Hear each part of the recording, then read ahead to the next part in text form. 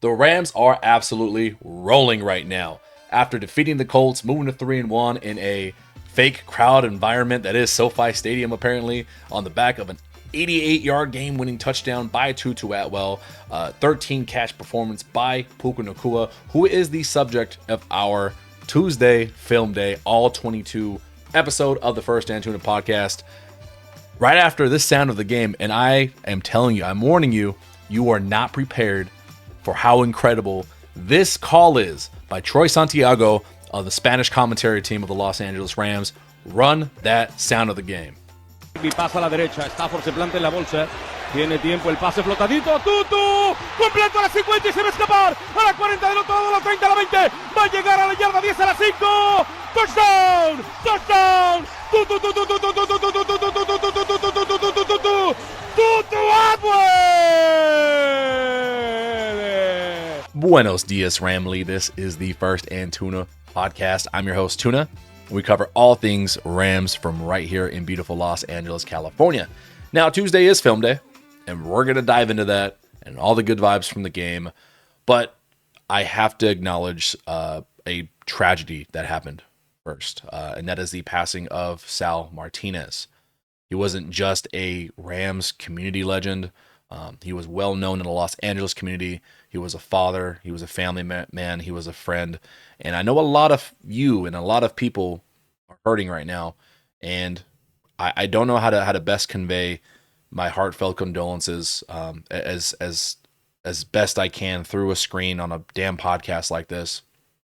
But I just want to share in the hurt and acknowledge a great individual that a lot of people are hurting over right now.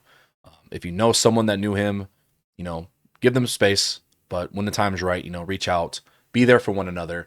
And if you'd like to be there for the Martinez family and his loved ones, I know there is a GoFundMe going around right now. I'm going to drop that link in the video description below, so that way you can help out some people during a terrible time right now. Just rest in peace to Sal Martinez.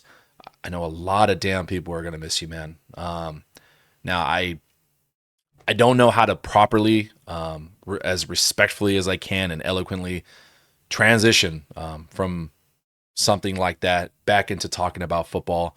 But, if you're willing to be as charitable to me, I'm going to do my best as I can here. But I did have a lot of friends talking about, hey, win one for Sal. And that was really, really cool to see. Not just a win for the team at home, but the way it ended. If you believe in the football gods, you got to believe that incredible things do happen in times like that in real life. And I choose to believe that. And, they definitely won one for Sal. So, again, to everyone hurting, if you need anything, please reach out. I'm always here for anybody. And please do the same for his family and friends. But let's dive back into football. The play of the game, that 88-yard catch and run game winner by Tutu Atwell, it had historic value behind it. There's a lot of damn stuff that goes into that play. You got laughing at Cam Bynum for talking about crowd noise, and he's the one chasing down Tutu Atwell, just getting burnt like toast on that play. There's the fact that the Colts only had 10 players on the field. Now, they can use it as an excuse, or, hey, your coaches need to put you in better position on a play like that. And speaking of the wide receiver room, today's topic, Puka Nacua. I'm on record talking about him as the number one wide receiver in the league. I don't want to jump the gun, but we're going to talk about that a little bit more. Today's video is basically my argument for it. Again, just hammering the fact home. But first, what I like to do for the first few minutes, we're going to talk about some observations I took away from the game. I've got 5 for you guys. First and foremost, like I said, that Tutu Atwell catch and run. So what's the significance behind it? Not only was it the longest play of Tutu Atwell's career, it also was the longest pass of Matthew Stafford's career. Who would have thought after 17 seasons that he finally got an 88-yard play? Pretty phenomenal. It also was the longest game winner from scrimmage in the final 2 minutes since 1960. Man, that is honestly phenomenal. It also set Matthew Stafford up to 4th all-time in fourth quarter comebacks. He has 38 in his career. passing Matt Ryan for spot number 4. Now, my main takeaway from this one is I know a lot of conversations have been had about Tutu Atwell, his extension of $10 million in the offseason. He has played a very minimal role through 3 games. The main thing I want to say about that, you got to give a lot of credit to a guy who has the talent, obviously, to be an NFL receiver, but to do a lot more than he has in Los Angeles so far, to be patient, to have no drama, to not be outspoken. Like, look around the league. Like, A.J. Brown doesn't catch enough passes, and he's always on Twitter subtweeting some cryptic shit about his own team that God knows what it means. That doesn't happen in Los Angeles. Doesn't happen from a Tutu Atwell. Tutu Atwell comes to work, does what he's asked, is kept around, is rewarded for $10 million. Not only has the capability to do what we just saw on Sunday, but from what we've seen in the past, he can step up, make catches, run routes. He knows the offense, but he does everything he's asked and causes zero drama. That's his role. If Puka goes down, if Tay goes down, we know for a fact Tutu Atwell can step in, contribute, and keep the offense on track. That is his role. That's why he's here. Trust me. Knock on wood, we don't want anything to happen injury-wise, but if that were to happen, you have all the confidence in Tutu Atwell to get stuff done. Exhibit A with the game winner. Now, the man who threw the pass, Matthew Stafford. I feel like a broken record. He's my second takeaway from this game. The man finished with 375 yards, 3 touchdowns, a 70% completion percentage, and 0 interceptions. He was sacked 3 times through 4 games. He is second in total yards, just behind Dak Prescott with 1,114. He's got 8 touchdowns and 2 interceptions on the year with an overall rating of 106.1. The Rams are 3-1, and that is because of Matthew Stafford. Now, I told you ahead of the season, I've written about it, I've yapped about it, but there needs to be an appreciation, not just like, oh, Matthew Stafford's great. On a historic level, there needs to be appreciation. You guys don't understand that on a weekly basis, we are watching Matthew Stafford climb record books. Wherever his place finishes in career yards, career touchdowns, fourth quarter comebacks, game-winning drives, but appreciate it while it's here. Because in 10 years, you're going to be having to tell your kids, tell your friends, like, yeah, I was there at Matthew Stafford's 17th season. I was there for a Super Bowl year. I was there for a record-breaking year. I feel like a lot of you didn't appreciate him surpassing 60,000 yards and climbing up the list on that. He's going to keep doing it. My ask is for you just to appreciate it every game, because go to every game that you can. Be there in person. It is fun as hell to witness history, and that is my main takeaway, honestly. A historic performance, a hell of a way to win a game. He's going to keep doing it. It would be a hell of a thing to watch a 17th year veteran make a run at an MVP type year if these type of numbers continue. My third takeaway is about the defense, but not in a way that you think. Obviously, we always talk about the pass rush. We talk about Jared Verse steamrolling a center, but what I want to talk about is the run defense. That was number 1 biggest problem, at least on the defensive side, from last season. That's how they lost to Philadelphia in the playoffs. That's what cost them games through the season, is when when big plays were to be had, it was usually in the run game from other offenses. This season, the Rams have had about a damn near 40-yard swing in their per-game average of rushing yards allowed. Currently, they sit at 10th best with 98.5 rush yards per game. If you look at what the team's starting running backs are getting, it's actually lower than that. The past 2 weeks, they've kept Saquon Barkley and Jonathan Taylor in a phone booth, causing the quarterbacks to drop back, let the pass rush get after them, and force them to beat them through the air. That is the blueprint for this Chris Shula defense. I know there's a lot of yapping online about the cornerbacks group. Unfortunately, we are going to have to be a little bit more patient with the development of guys like Emmanuel Forbes and see what Kobe Durant can do in extended time as a number 1. They have another test this week against Christian McCaffrey. So if they can keep him to under 100 yards as well, this is becoming a recipe for victories. That will be 3 straight weeks that they've contained elite level running backs. And that is from the addition of Puka Nacua, Nate Landman, the flying to the football from the rest of the 11 on the defense. It is a great thing to see.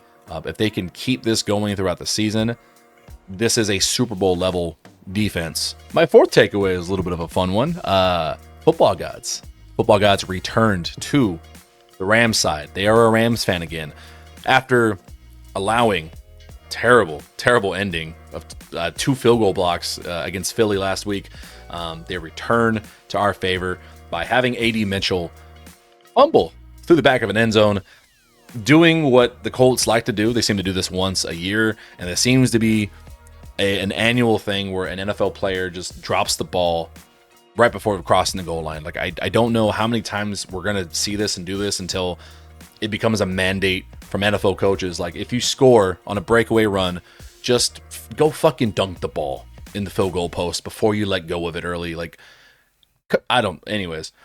Yeah, football gods return to our side because that was a really nice play by A.D. Mitchell. It was a bad play by Forbes, who lost the ball, didn't make the tackle, really saved the Rams. Thank you, A.D. Mitchell. Thank you, football gods, for returning to the Los Angeles Rams side. Speaking of gods, number 5, our takeaway, and he is the main attraction of today's episode. Puka Nacua is the best wide receiver in the league. I said it 2.5 weeks ago after week 1. I was saying it during training camp that this is the best wide receiver room, and I'm just being proven right. He blocks better than some tight ends. He gets open every damn play against man, against zone coverage. It doesn't matter who lines up against him. His catch radius is on display, as good as anyone else across the league. Highlight-worthy plays on a weekly basis. He is the driving engine on a 3-1 offense right now, and he needs to be the leading candidate for Offensive Player of the Year. Through 4 weeks, Puka Nacua has ran 118 routes. He's been targeted 50 times. He has 42 receptions, 503 yards, and a touchdown, as well as a rushing touchdown. Also, he has 192 yards after the catch. He is 100 yards ahead of the next closest person with the most yards, and that is Jackson Smith-Njigba with 402. It is phenomenal what he's doing right now. He's on pace for something like 170 catches and over 2,000 yards, but only 4 receiving touchdowns. But that catch percentage of 80% is wild too. I don't know what else to say about Puka Nacua except how easily he gets open. We're going to watch it. The main things we're looking at, not just the big plays and the oohs and the ahs, but what is he really doing? How is he using his leverage to get open against cornerbacks? How intelligent is he in deciphering where to sit in zone coverages, how to attack man coverage leverage to get open, how he uses his strength combined with his route running, and how it all ties in because of how he blocks in the run game. Without further ado, let's jump into it. Let's look at some Puka Nacua highlights. Shall we begin? This first play is quarter 1, 12-18 in the first quarter. 1st and 10. We're going to get a Puka Nacua slant down here at the bottom of your screen. This is an easy catch for 8 yards. Why are we looking at such a simple play, Tuna? Well, what I want to talk about, so Puka's down here for you. Like I say, he's going to run a very easy slant. Watch this linebacker here on the inside. He is going to be watching Matthew Stafford's eyes. He's going to start creeping in here to hopefully jump a route. But Puka is going to end up sitting in the zone. So he's going to stop instead of just running all the way through. He kind of sits and waits for the pass. He's on the same page with Matthew Stafford. You know, any other connection, a less intelligent wide receiver may just continue this route and run into a linebacker. That's how you see tips and overthrows turn into interceptions. But he's smart enough to know, like, all right, cool. I'm going to gear down a little bit, sit in this little zone, and then after the catch, I'm going to run around him to try to get an extra yard or two. I like that play just because it sets the stage for how on the same page he is with Matthew Stafford at this time.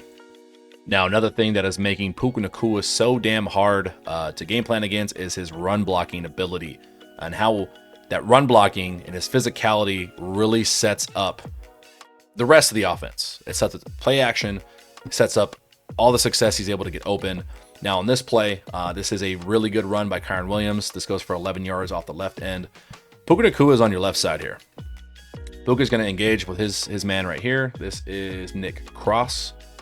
He's going to engage. Nick is going to get off him a little bit, but Puka is not going to quit, and he's going to end up pushing him to the outside, sustaining the edge, so that way Kyron Williams can read him and bounce it inside for that 11-yard run.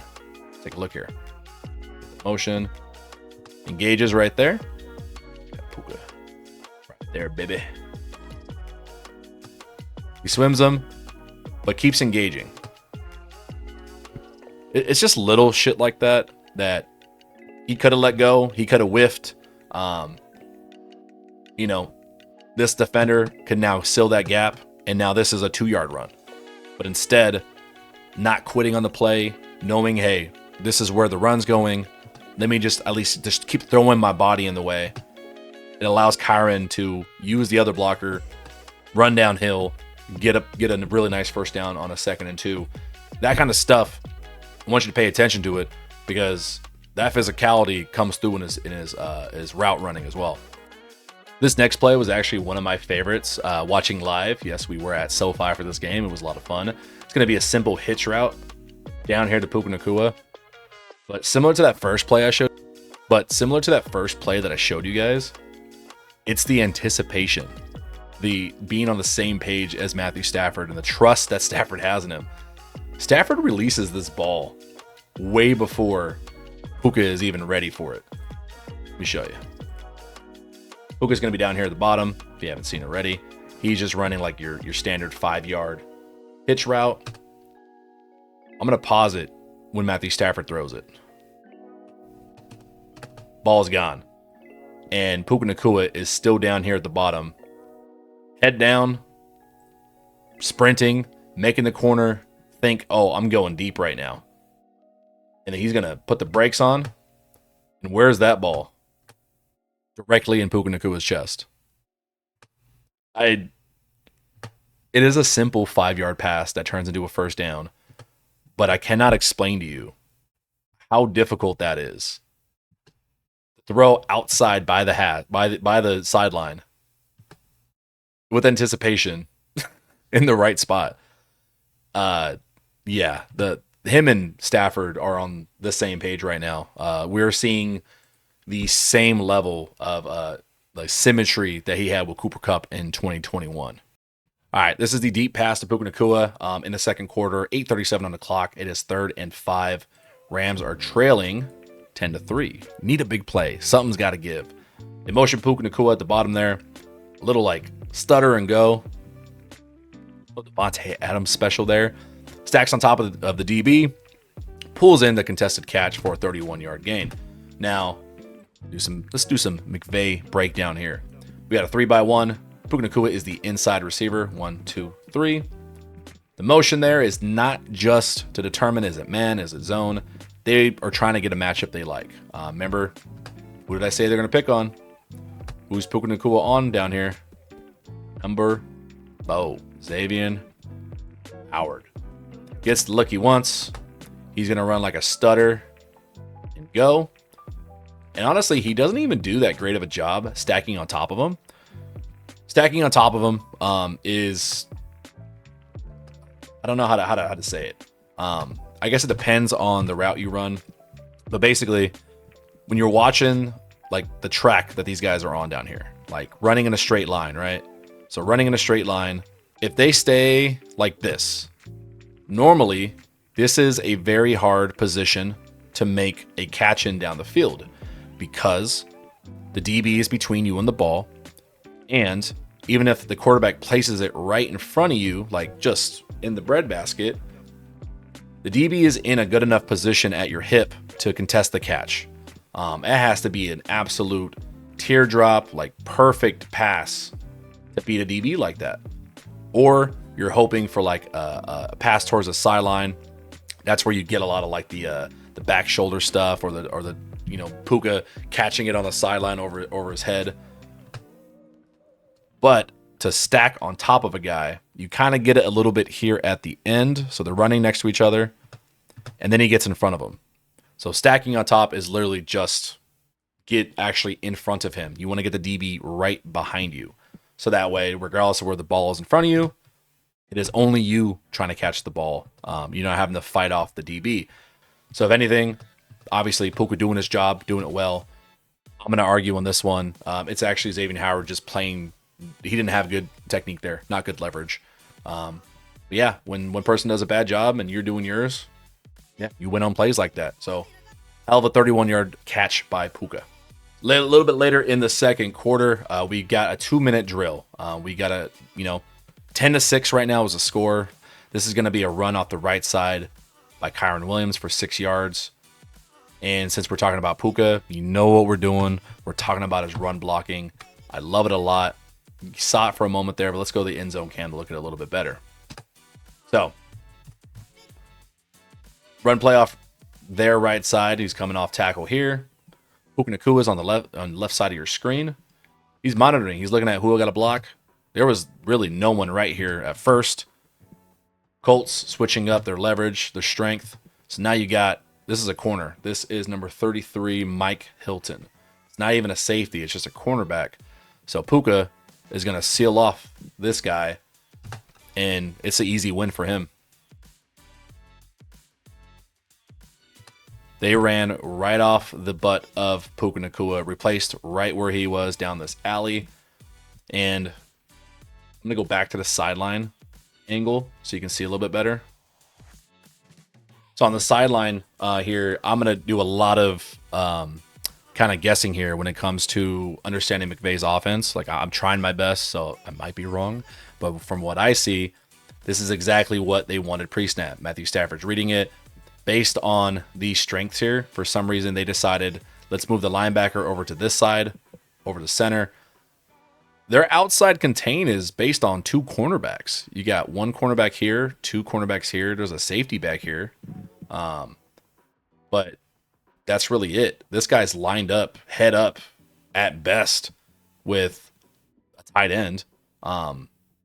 Yeah, this is what makes Puka so good, is because you can treat him as a tight end. Like, yes, we're in 11 personnel technically with 1, 2, 3 wide receivers, but on most teams this might be like a wing set.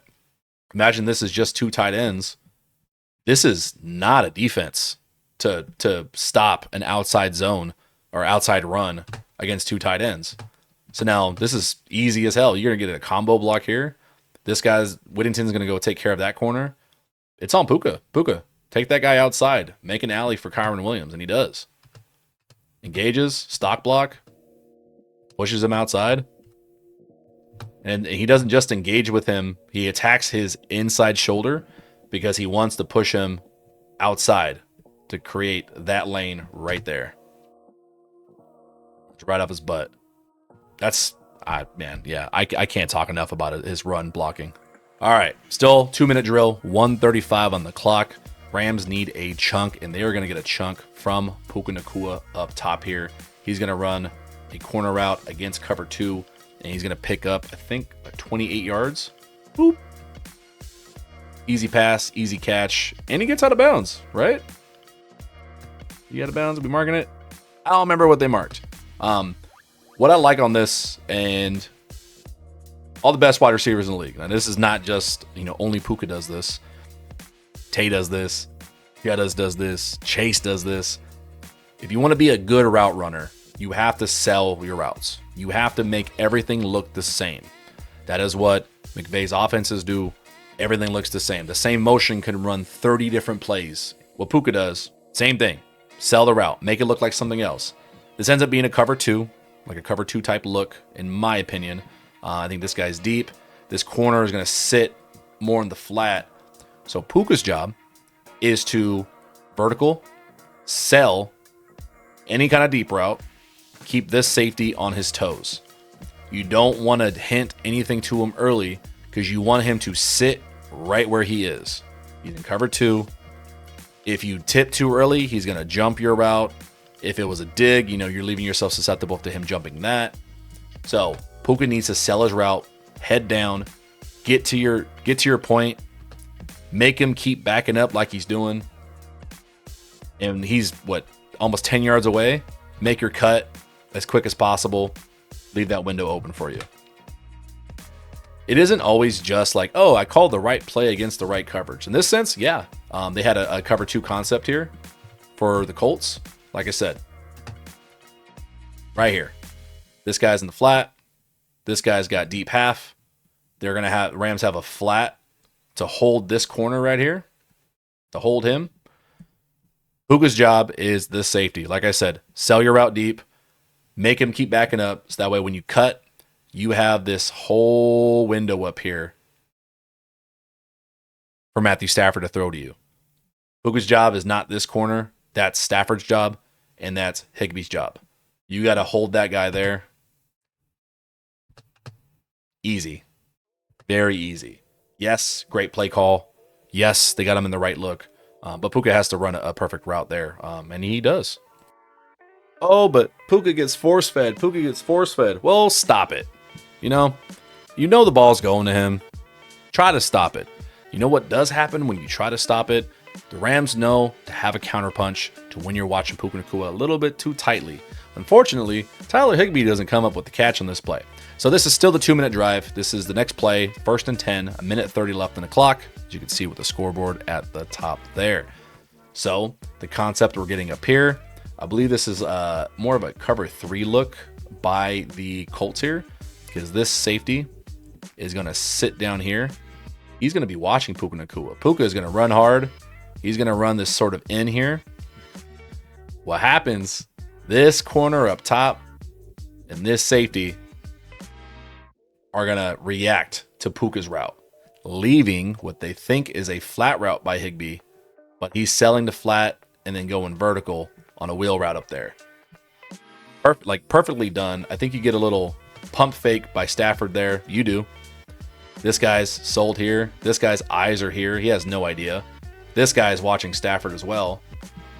Higbee's going to creep. Sells it perfectly. Like, gets to his line marker, and he sneaks behind that corner up top. It is just outside the arms of him now. These are always hard for me. Like, should he be sprinting faster? Should have Stafford have put like 1% more air on it? Whatever it is, I'm always going to blame the quarterback.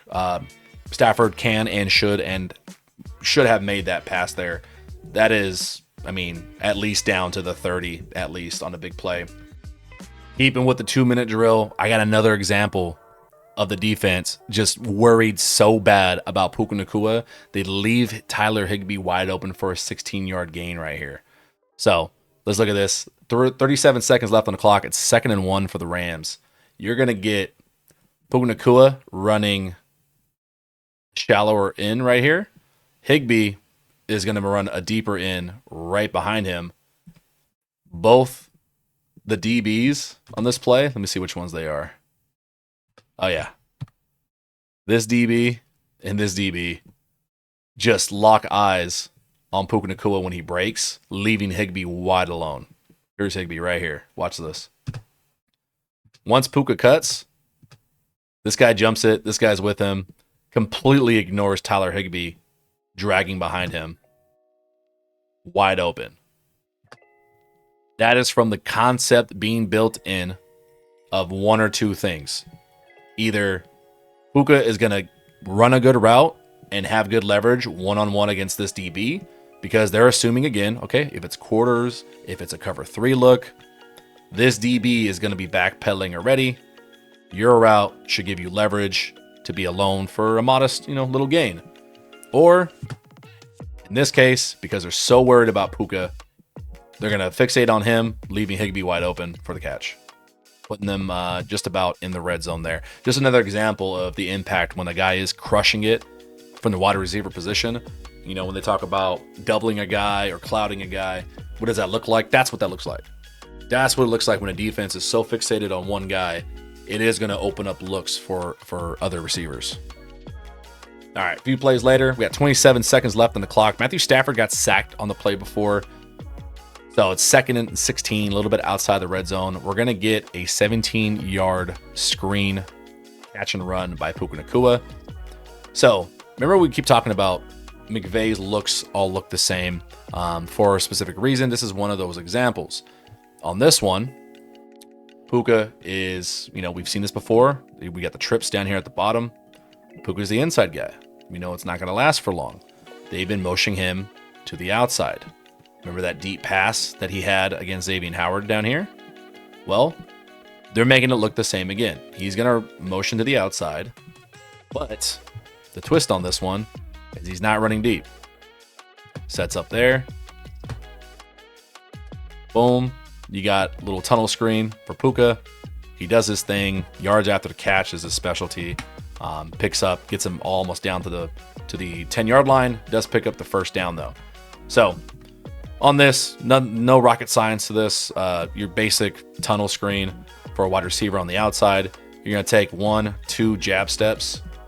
The whole purpose of that isn't to like, oh, you tricked the defense. It's just to make this guy and or this guy to just pause for a moment. Pause for a moment because you want your blocker to get as much ground as possible to get there. So by taking those 2 steps, boom, boom, this guy has not moved yet. This guy is now figuring it out. Oh shit, I need to jump. I need to start running because this looks like a screen. He's barely reacting. When he catches the ball, you know, these guys are getting blocked. How far downfield? Line of scrimmage is right here. Yeah, there's not a near defender for at least 4 yards downfield. Does his job there.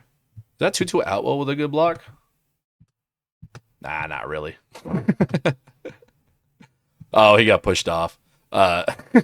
Higbee hits Tutu Atwell out of position. Tutu had a good block. That's a good block. He's in there. Picks up the first down. Gotta love that. Let's just watch it for funsies from the end zone cam. But I'm just a big fan, man. So when people talk about McVay as a play caller, everything looks the same.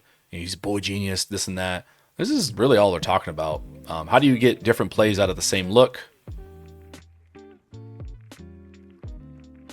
And it's just a big ass dude. That's essentially a fast tight end running down the field on screens like that, man. Love it.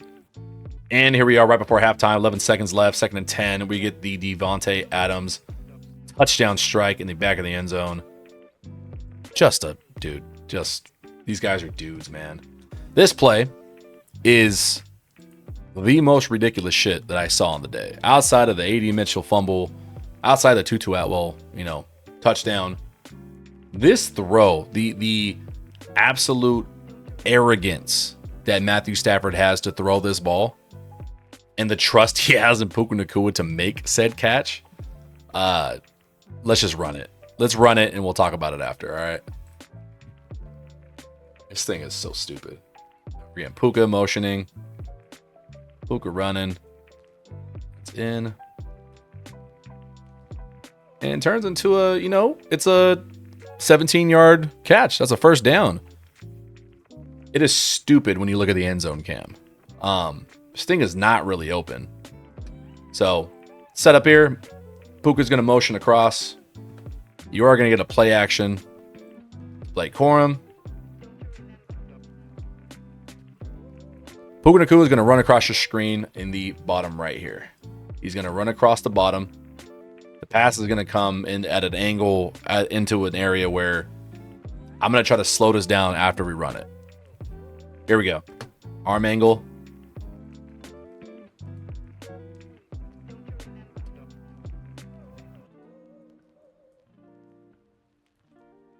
There's not a lot of guys that can make that pass. It's got to be accurate. Like, okay, now that you've seen this tight window from the end zone angle, right? And Puka catches it just hands. Adams has done this in 2 weeks. Now Puka does. Catches it with his hands. Twists his body to keep it away from the ground. Stafford just playing at elite level. That's secured right there. You see that? Look at that grab right there. Dude. Not even a question that that's a catch. He's gunning this ball. It's a fucking mess, first of all. You got Adams running like a deep crosser, and Puka's coming behind him on an in like this. As the play develops, you're getting kind of like that 3 look again. You got a linebacker sitting right here in the way. You got this guy ready to jump it. As he releases the ball, Puka is not even near where the ball is going to end up landing. Just completely trusting Puka. Like, how many times do you see a quarterback throw a pass like this and it's just right to a defender?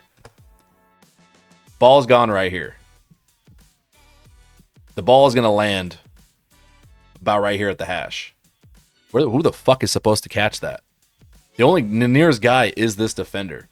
Puka sees what is happening, follows the ball, goes and gets the catch, and this pass is fast enough to get past this linebacker.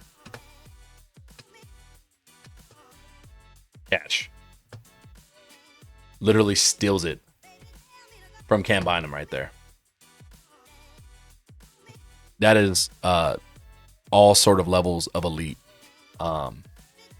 Spot, the catch. Yeah, we're lingering long on this play, but it is. I need you to appreciate how ridiculous some of the shit that the Rams are doing on offense so far this year. All right, same drive. 7:50 on the clock, 1st and 10. We are going to get a nice little slant to Puka Nacua.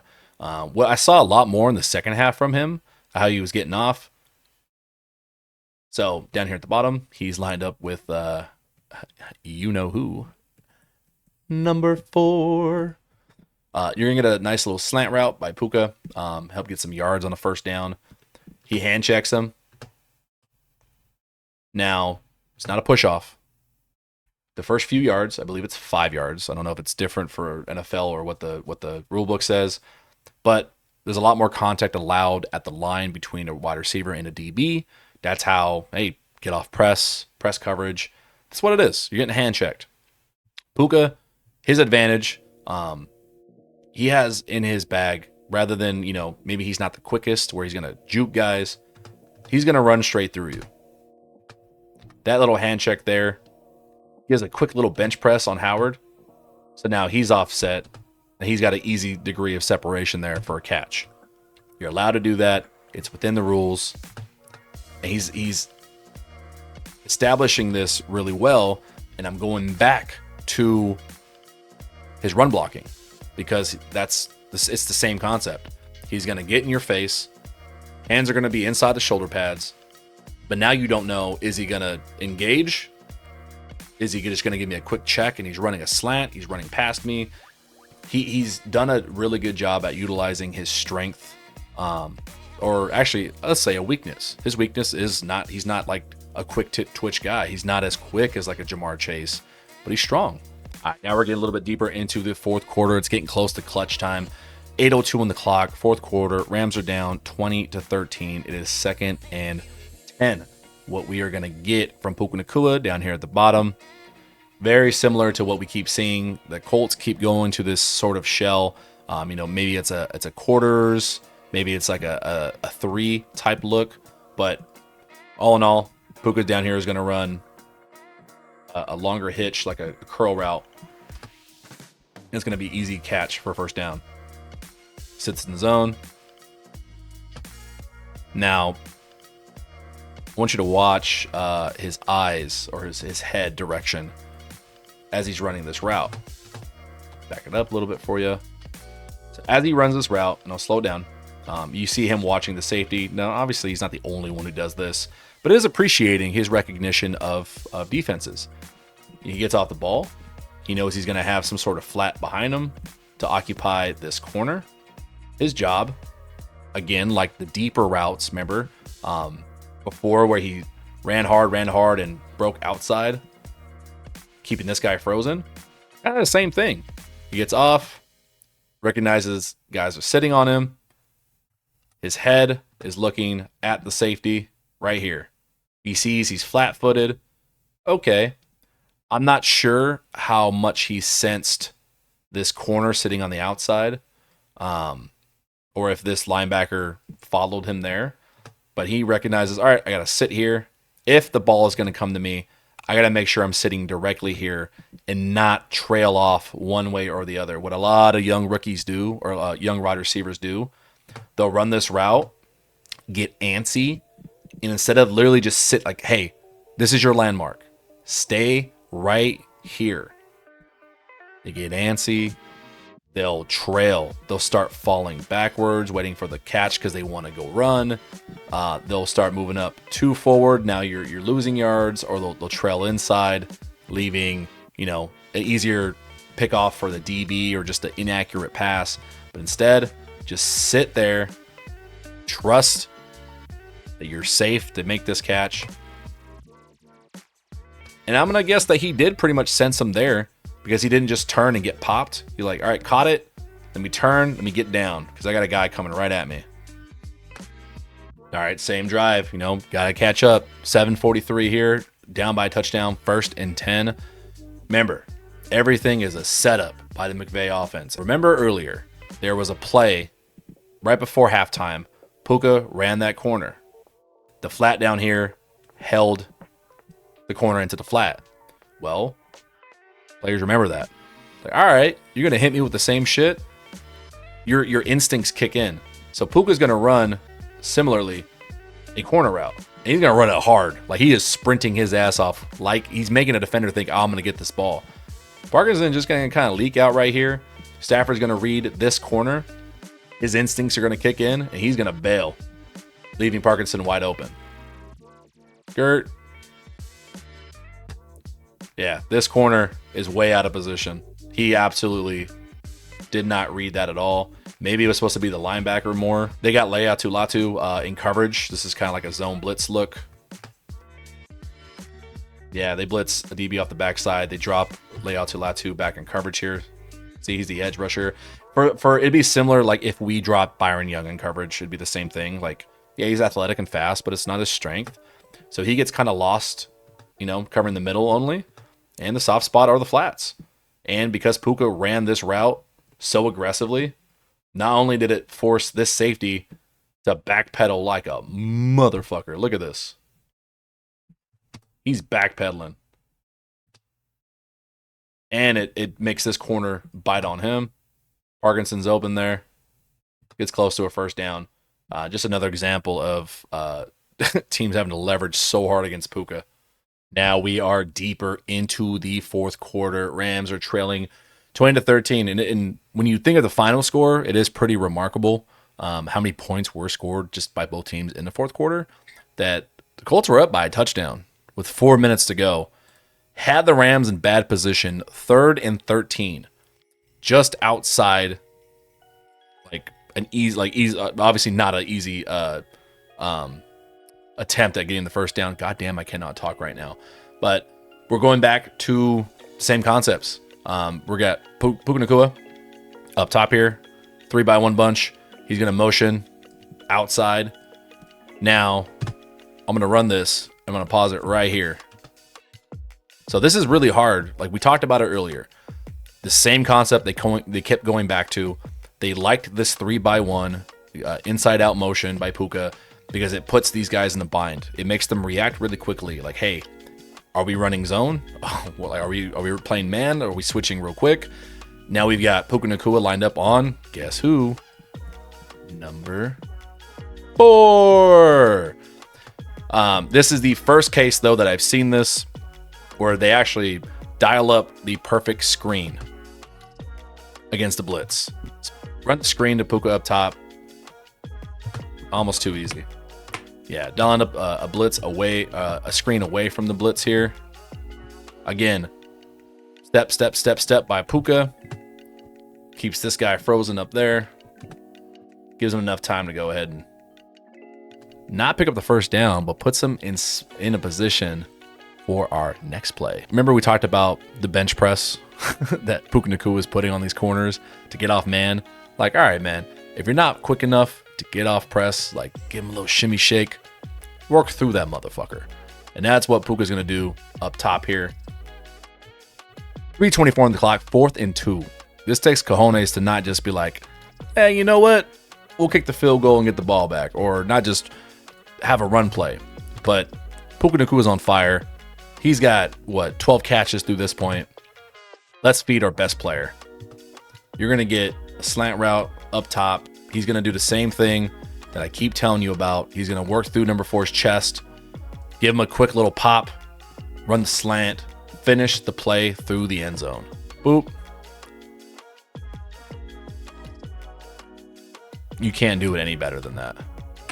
No one's calling for any kind of pass interference because he's doing everything within the rules. He got beat. Number 4 got beat all day. I don't know how many catches exactly went against him, but he did not have a good day. One more time, one-on-one up there. What he does do, though, is he does attack the outside shoulder.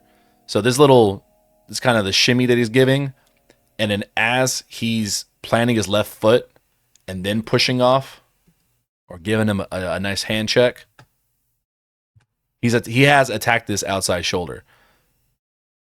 Number 4's back foot is the right foot. So his hips are opened to the outside. He's fucked. Like right here, he is cooked.